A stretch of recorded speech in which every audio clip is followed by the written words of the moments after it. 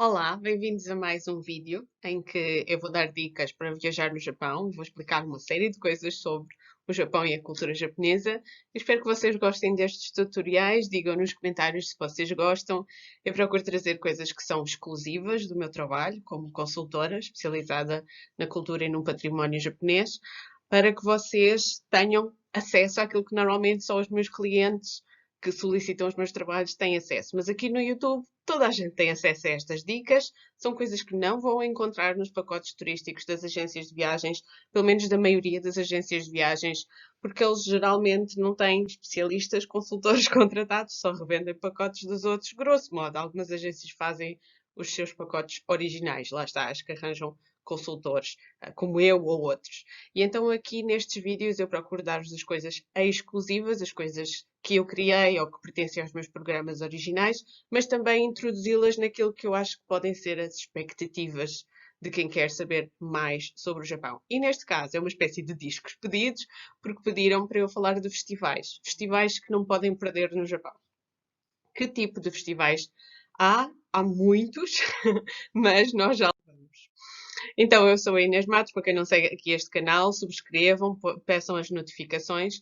O que eu dou aqui são dicas para desfrutar da visita ao Japão, informações em primeira mão, como por exemplo avisos, notícias, coisas que estão a acontecer no Japão, só há notícias em japonês e eu traduzo do japonês para português, as novidades, as oportunidades, os lançamentos, a consultoria, que vocês aqui no canal têm acesso a montes de coisas gratuitas, e também entrevistas e reportagens. Se isto é algo que vos interessa, continuem a acompanhar o canal e escrevam nos comentários o que é que vocês querem que eu faça a seguir, porque este é um daqueles vídeos que vem diretamente do pedido das pessoas e eu posso fazer mais como este. Então, no Japão há muitos festivais. No Japão há muitos festivais e normalmente utiliza-se o termo Matsuri para falar desses festivais. Matsuri é um termo muito amplo porque refere-se tanto à parte religiosa do festival, o ritual, geralmente de base Shinto ou shintoísta, mas também inclui a parte mais festiva, a parte mais popular, aquilo que são as banquinhas dos comes e bebes, os jogos, os fogos de artifício que se fazem à noite. Tudo isso é o ambiente do Matsuri. Normalmente os Matsuris, os festivais no Japão, têm, lá está, a parte ritualística. Neste caso, esta fotografia é do Gion Matsuri. É um festival que acontece na cidade de Kyoto e a origem do Gion Matsuri é um festival para aplacar as doenças que no Japão antigo e também, aliás, na Europa antiga, eram crónicas durante os meses mais quentes. Nos meses mais quentes, que no Japão também são meses de monção, meses de tufão, de tempestade, de grande umidade, havia vagas de doenças como a cólera, por exemplo.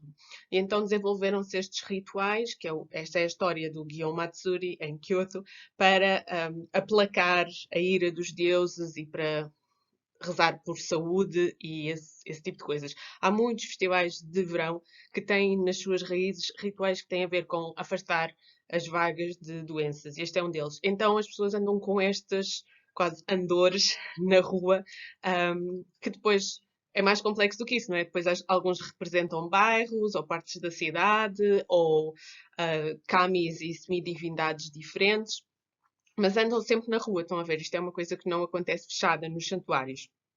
Então, essa era a primeira ideia que eu queria passar aqui. Para quem não sabe, os Matsuris no Japão, os festivais no Japão, é bom saber sobre eles porque eles não estão fechados em santuários. Eles são coisas que vai para a rua, em que acontece muita coisa. E nós, como visitantes, podemos usufruir desse ambiente festivo, podemos entender mais acerca da cultura do Japão, estando presente ou sabendo quando é que acontece o Matsuri em cada sítio. E o que eu procuro fazer é quando as pessoas me dizem que estão interessadas nisso, é tentar integrar os calendários dos Matsuris e de acordo com o que as pessoas gostam de ver nos seus itinerários de viagem. Outro aspecto importante dos Matsuri, dos festivais, e aqui ainda nem sequer estou na lista daqueles que eu recomendo, mas só para vocês perceberem vários aspectos, é a participação da população nos festivais. É uma coisa que é muito importante para os japoneses, é uma coisa antropologicamente falando, é muito reveladora dos valores da comunidade. As pessoas não são profissionais, mas aderem a estas festividades, treinam durante semanas, às vezes meses a fios, um bocado como as marchas de Lisboa, por exemplo, e depois nesta performance na rua que acontece, estão todos muito comprometidos e nota-se que têm brio naquilo que estão a fazer. Então, estar presente no Matsuri, como espectador, também é muito interessante para vocês verem como é que os japoneses se envolvem nos seus rituais, como é que as pessoas participam nisto.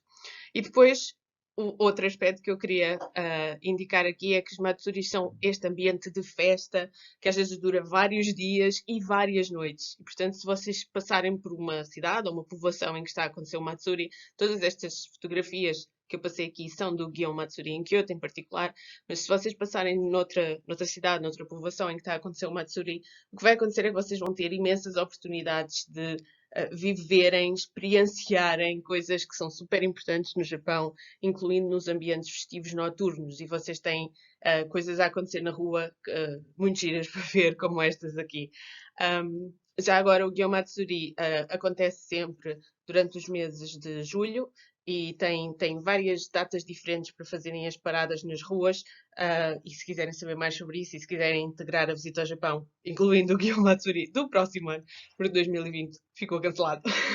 Mas se vocês quiserem saber mais sobre este, que eu tenho uma cidade que está sempre nos itinerários, toda a gente quer ver, digam-me qualquer coisa que a gente marca e a gente combina isso. Integro-vos nos meus programas sem se desejar.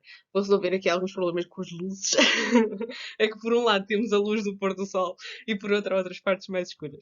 Mas enfim, outro e último aspecto de contextualização dos Matsuris, antes de passarmos à lista mesmo, é que isto envolve multidões. Portanto, não são todos assim, lá está. Se vocês me disserem, quero estar no Matsuri, mas não quero ter um banho de multidão, não gosto disso, sou um bocado agorafóbico, também se consegue resolver. Eu consigo resolver isso em particular, mas os festivais mais famosos do Japão, aqueles sobre os quais vocês vão encontrar montes de informação na internet, eu nem me vou demorar muito nesses, porque isso é tipo peanuts, é super fácil encontrar informação.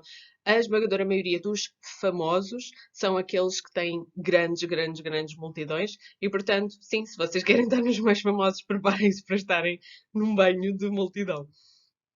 Então, neste vídeo, porque o Japão tem festivais a decorrer o ano inteiro e são muitos, eu só me vou focar em alguns que eu quero recomendar e que são de verão e de outono. Se vocês quiserem festivais de outras épocas do ano, porque isto existe o ano todo, escrevam nos comentários do vídeo ou escrevam nos comentários da página do Facebook do Projeto Cultural e Pedagógico ou escrevam por e-mail para um longo verão no Japão, gmail.com. As indicações do e-mail estão em vários slides. E digam se querem os outros festivais do resto do ano, porque há muito, isto nunca mais acaba. Então, o primeiro festival, eu vou dar uma lista de 5. O primeiro festival é o Festival de Tenjin.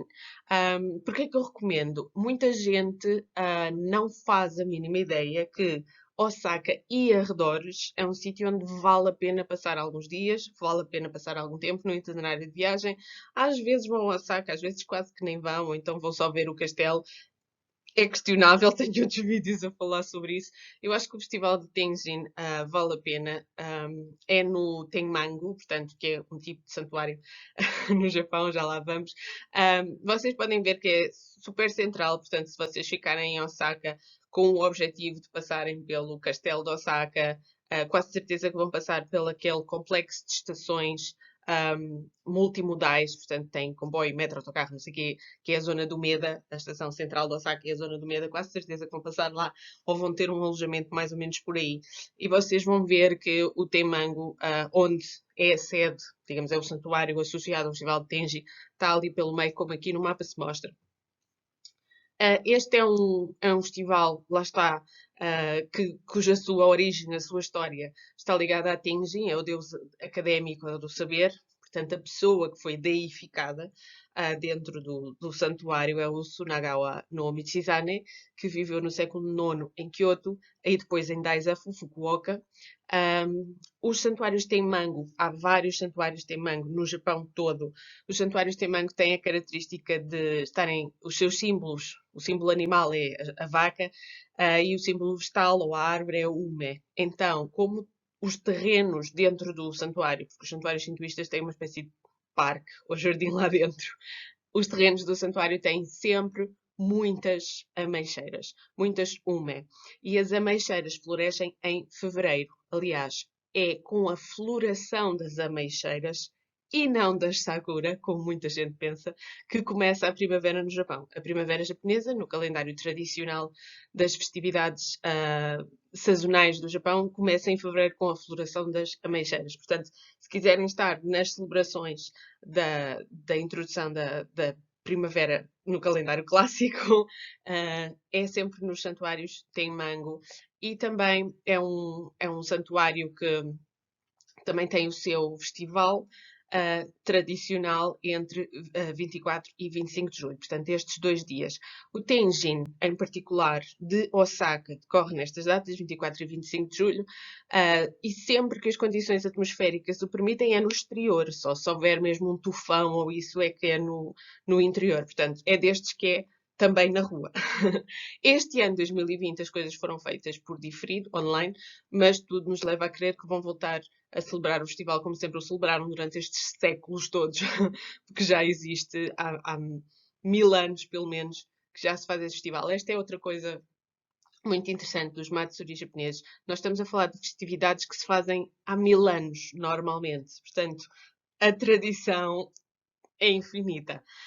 Estas fotografias representam aspectos do Festival de Tenjin, portanto, há muita coisa a acontecer na rua, as pessoas vestem-se conforme uma época. No Japão chama-se isto Jidai Matsuri, ou a parte de Jidai Matsuri. Jidai é eras, ou período histórico, secção de tempo, no passado.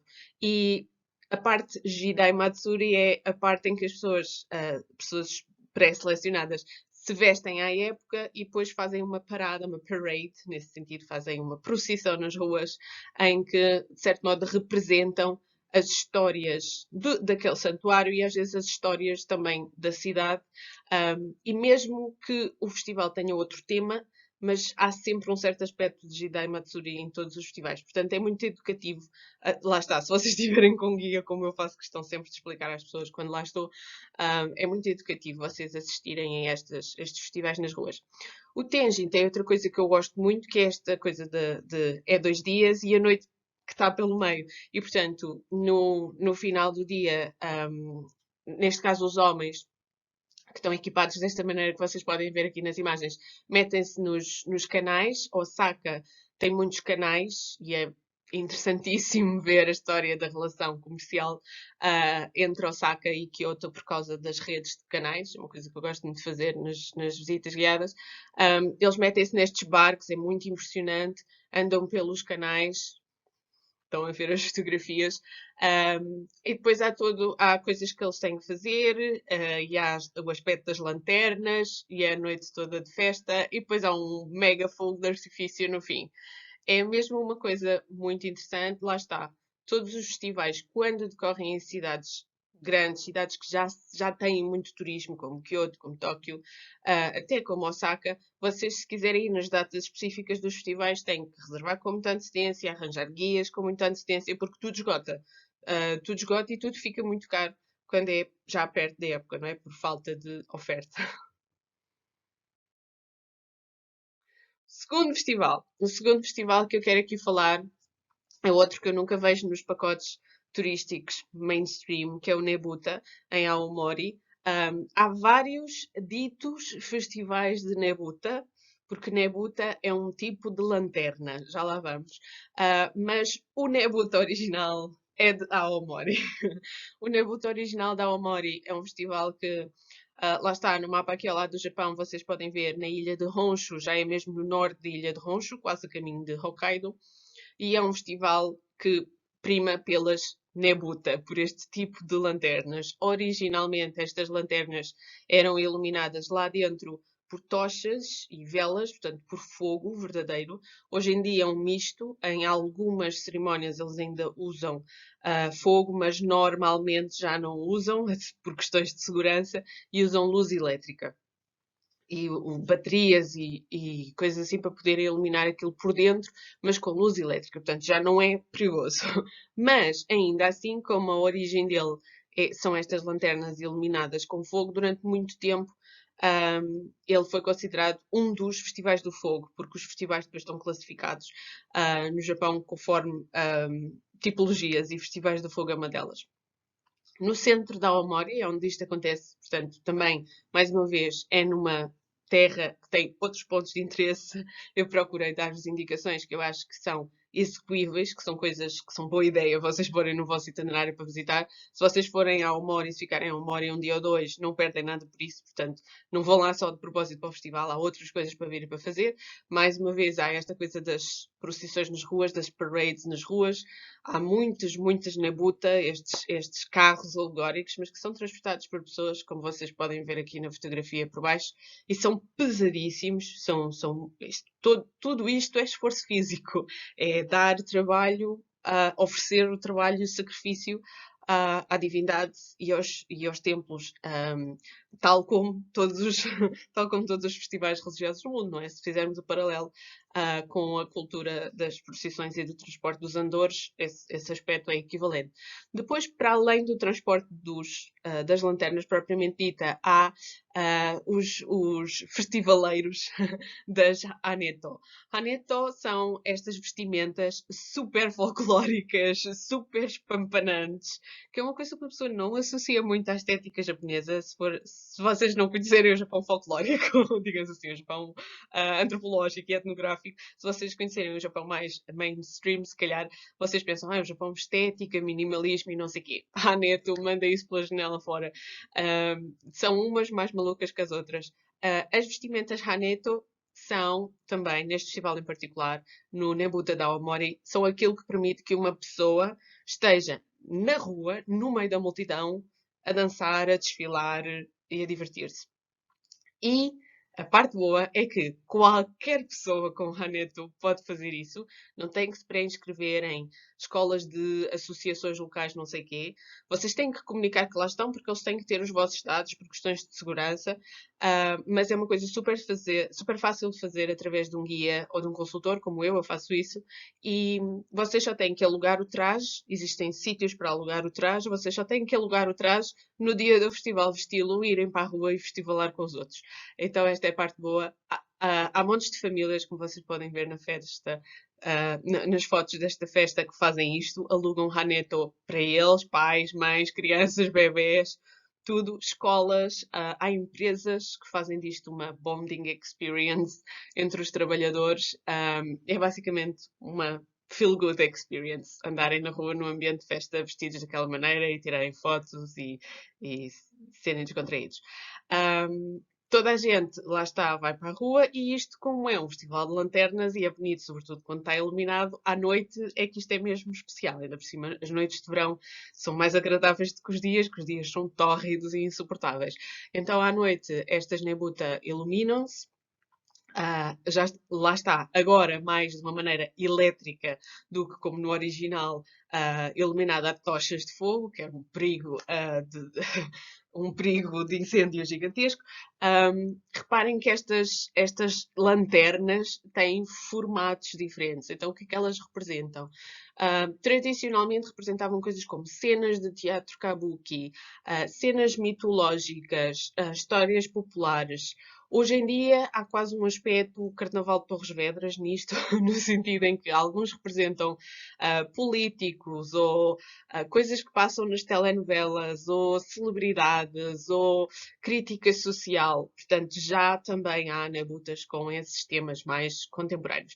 Portanto, eles desfilam na rua, há esta multidão toda, há partes em que as nabutas dançam, ou seja, as pessoas que estão a segurá-las em baixo dançam com elas e é muito giro de ver. É difícil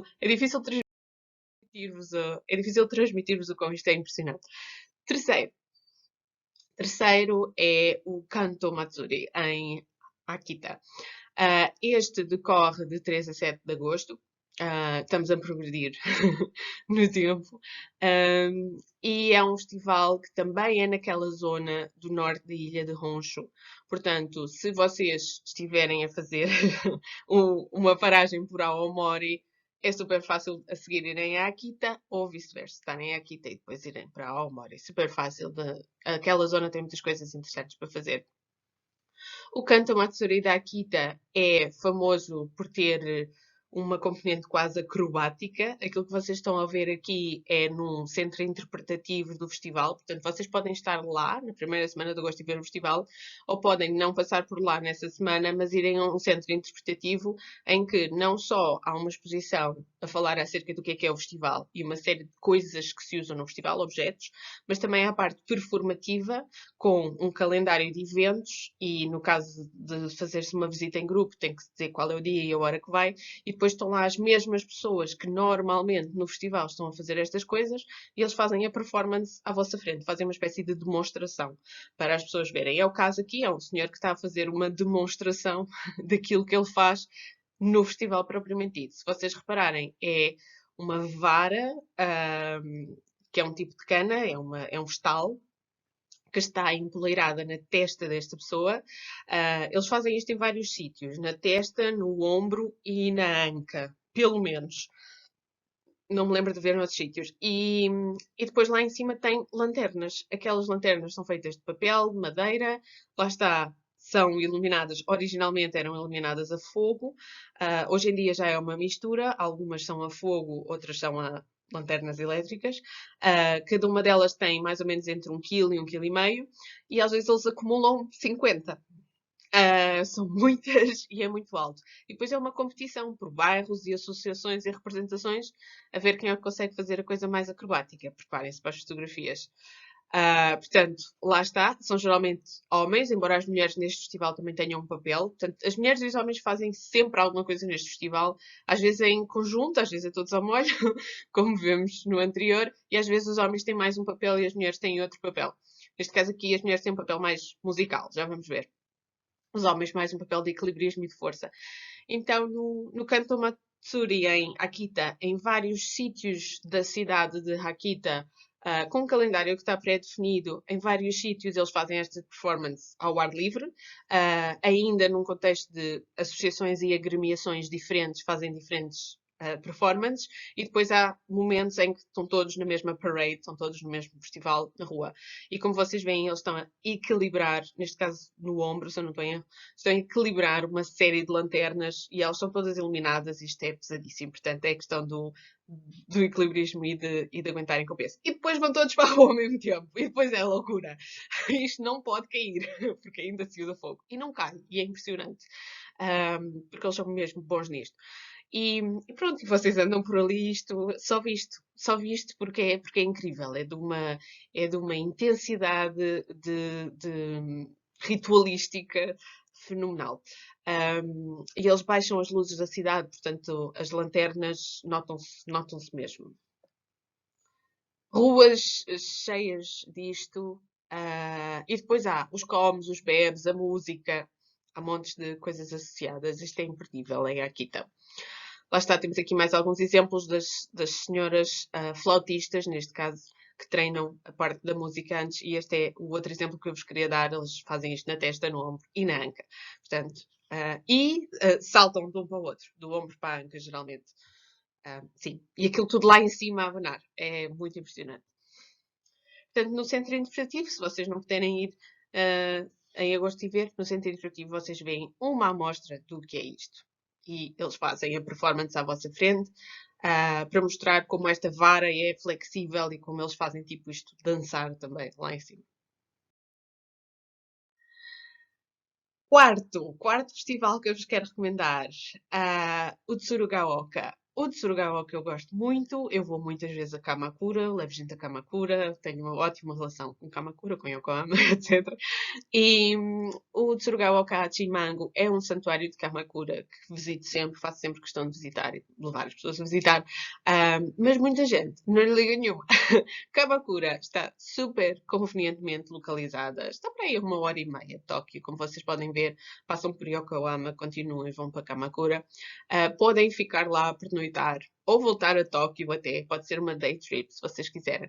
Embora com este festival, na altura do festival, é muito difícil arranjar alojamento aqui nesta zona, porque isto é extremamente popular. Este sim, é extremamente popular. Mas mesmo assim, todos os que eu falei até agora, tirando o Guion Matsuri, que era só exemplificativo no início, mas todos os que eu comecei a falar na lista, que são 5 da lista, nunca vi aqui em programas de viagens, agências de viagens e pacotes turísticos publicitado, tirando os meus. Nunca vi em nenhuma agência, nunca vi nenhum outro consultor a falar sobre isto.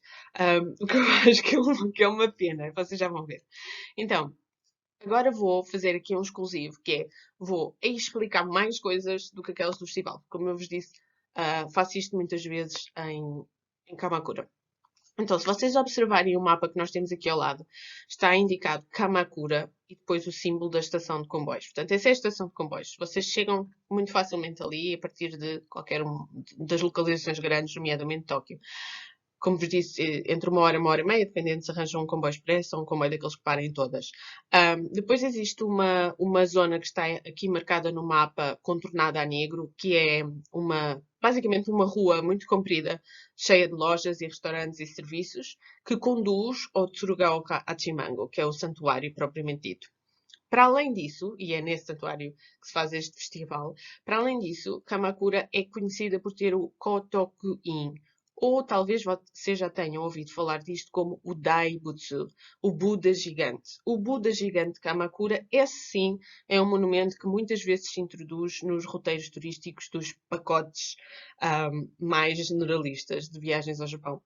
O Daibutsu, ou Buda gigante, inclui-se na visita, mas eu acho que ir a Kamakura só para fazer isso é quase perder a viagem. O que eu recomendo às pessoas é que, sim, podem ir ver o Buda gigante, podem ver o Daibutsu se quiserem, tem um bilhete de entrada de 300 e poucos ienes, se não estou em erro, portanto é menos de 3 euros.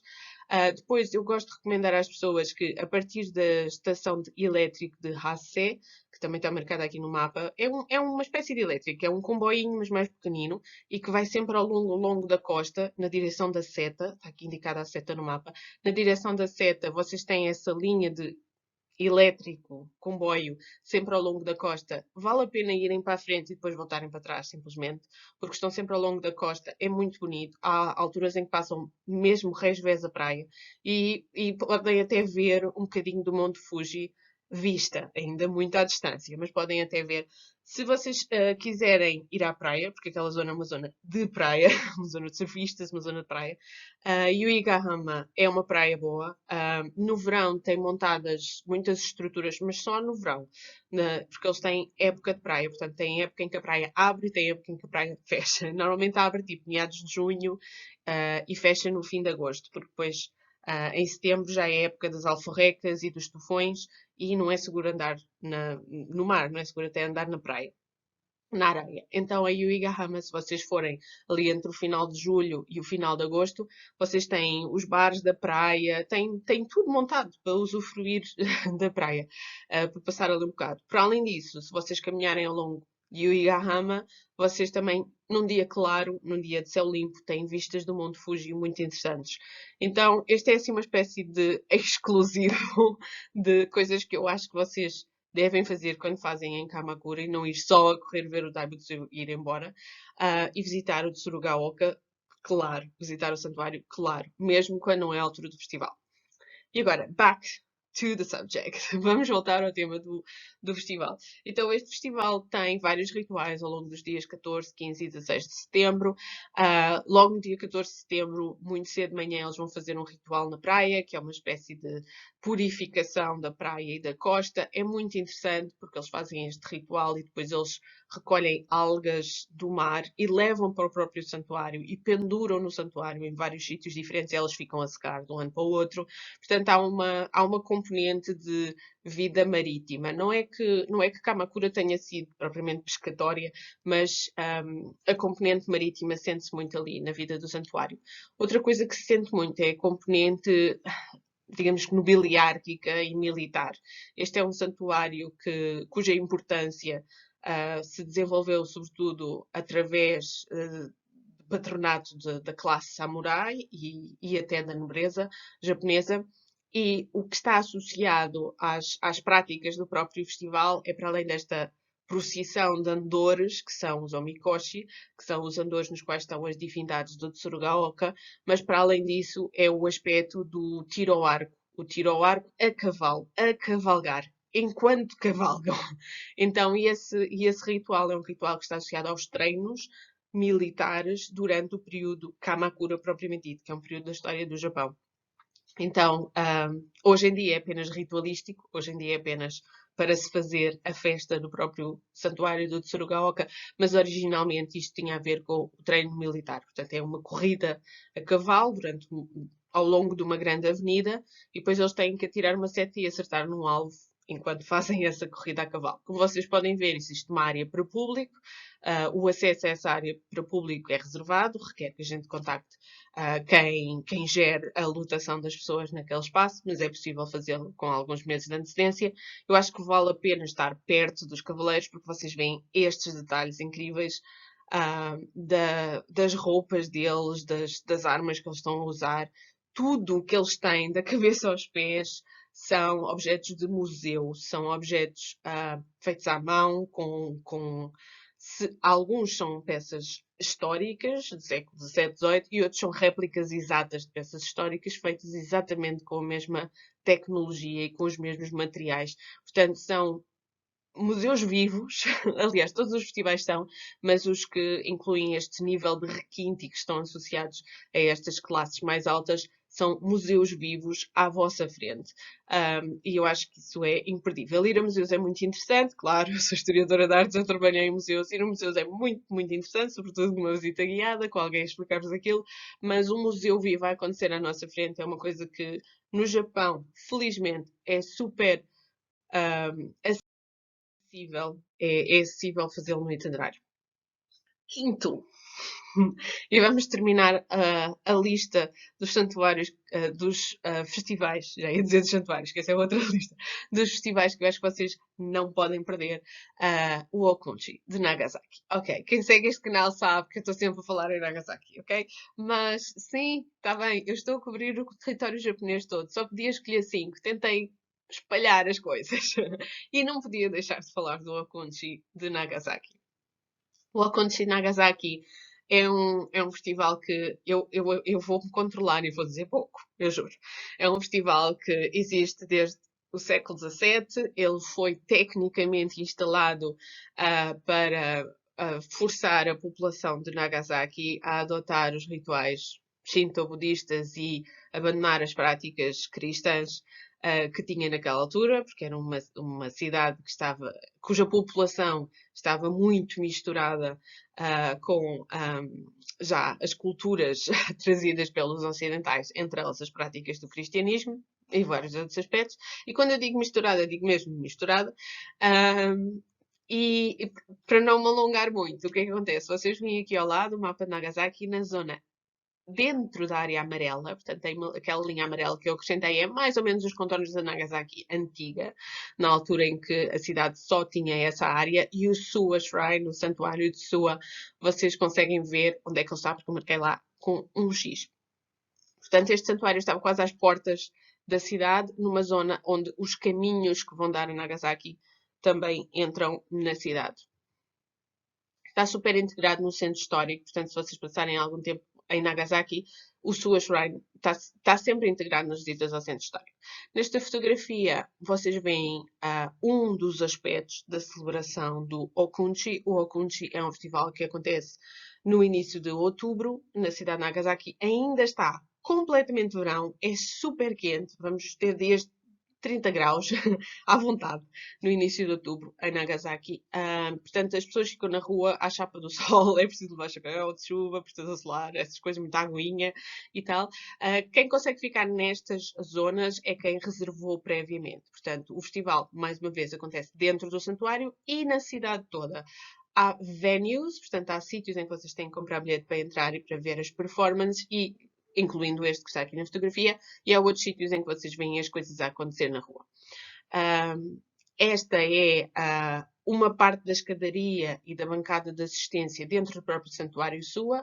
Nagasaki tem a particularidade de ter muitas colinas e então parece que nós estamos numa espécie de anfiteatro, mas é natural, é da própria cidade. E depois há uma plataforma em que os vários bairros da cidade apresentam a sua performance, lá está, com estes quase andores celebrativos, entre eles também alguns bairros em particular que apresentam coisas dos portugueses. Já lá vamos.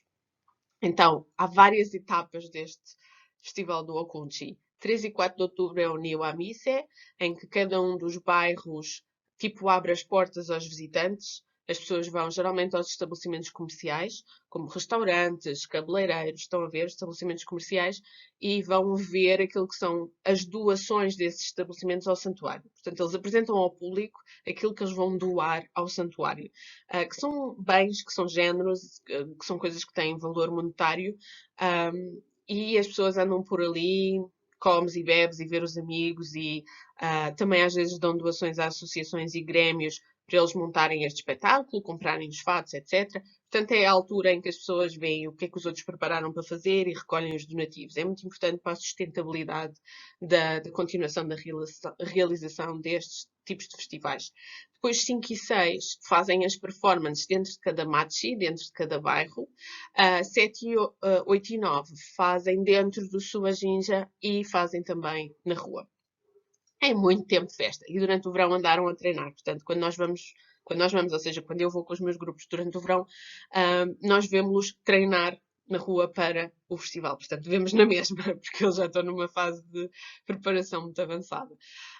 Portanto, são, mais uma vez, as pessoas que carregam a parte pesada dos andores e que fazem esta performance na rua são geralmente homens. Eles vivem dentro de certos machos dos bairros que participam neste festival, mas as mulheres também aparecem. E esta é a fotografia que eu mostro, ou algo deste género que eu costumo mostrar nas minhas conferências. É, não, isto não é um engano da vossa parte, aquilo é uma caravela, com a bandeira de Portugal, e há muitas histórias. O que eu vou fazer é, neste vídeo não posso prolongar, mas explicar porque é que isto está a acontecer, mas vocês sigam os links que vão aparecer ali em cima, e vou pôr uma série de links uns a seguir aos outros. Vocês podem abrir essas tabs e ver a seguir a ver esta apresentação, porque é muito interessante ver como uma comunidade em particular, que é o do Osamachi e também o Tsukimachi, ou seja, há mais do que um bairro de Nagasaki a identificarem-se com a presença portuguesa, mas em termos de quem é que participa no Okonchi com o barco dos portugueses é o Dosa Machi. E Dosa é cobre e tem a ver com a cunhagem das moedas de cobre e com o comércio internacional e não sei o quê, que é japonês Nambamboi aqui, é o comércio internacional com os Nambanjis. Esta sou eu. Durante o meu período de trabalho de campo, tive várias campanhas de trabalho de campo no Japão, entre 2012, que foi a primeira, e 2017, que foi a mais recente de trabalho de campo, porque o Dosamachi só participa no Okonchi em certos anos. Eles não participam todos os anos.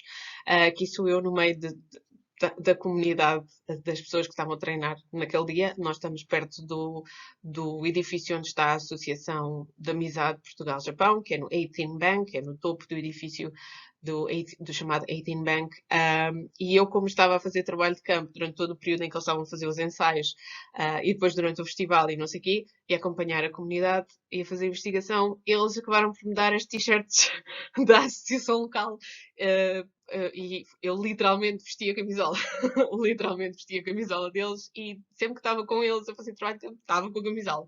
Estava identificada. E foi muito engraçado. Agora, uma private joke, mas que é verdade, é muito engraçado porque a partir do momento que uma pessoa veste a camisola, pertence à família. Já vou para a casa deles jantar, já dou explicações à criançada, isto é tudo, fui adotada. Que é a melhor parte de fazer trabalho de campo, na verdade, é ser adotada por esta gente. Mas também, claro, sempre tendo cá na minha cabeça um certo espírito crítico, mas é muito interessante como eles são tão, tão, tão receptivos. Portanto, quando vocês vão comigo, vocês entram na família também. Normalmente assistimos aos ensaios, andamos por lá e tal. Para algumas coisas, eu tive que, por exemplo, pagar ao sua ginja para participar. Esta manga amarela que vocês estão a ver é manga oficial de repórter, digamos assim. Pessoa que tem direito de filmar e gravar. Porque eu precisava de filmar e gravar o festival todo, não só as coisas da comunidade que tinha ligação com a presença portuguesa em Nagasaki. Então, para além da t-shirt que eles me tinham dado, eu tinha que pagar ao santuário para entrar e para estar a recolher imagem. Portanto, lá está. Algumas coisas e alguns sítios é preciso pagar, mas muitas outras não é. Portanto, em todos os festivais isto é válido, não só no de Nagasaki.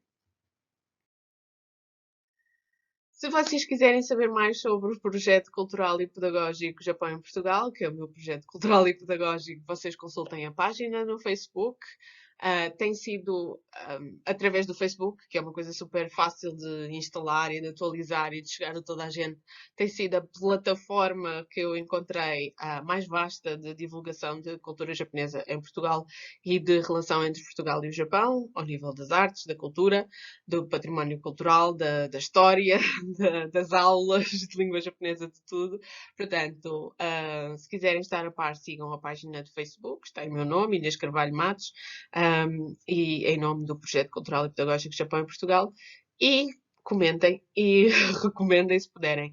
O próximo vídeo deste género, de dicas para quem quer ficar a saber coisas que são imperdíveis no Japão e que vocês podem integrar nos vossos programas de viagem. Não precisa de ser só comigo, se vocês forem sozinhos também podem integrar isto. O próximo já está também gravado e vai aparecer aqui o link em cima. Portanto, vocês têm mais coisas para ver neste canal.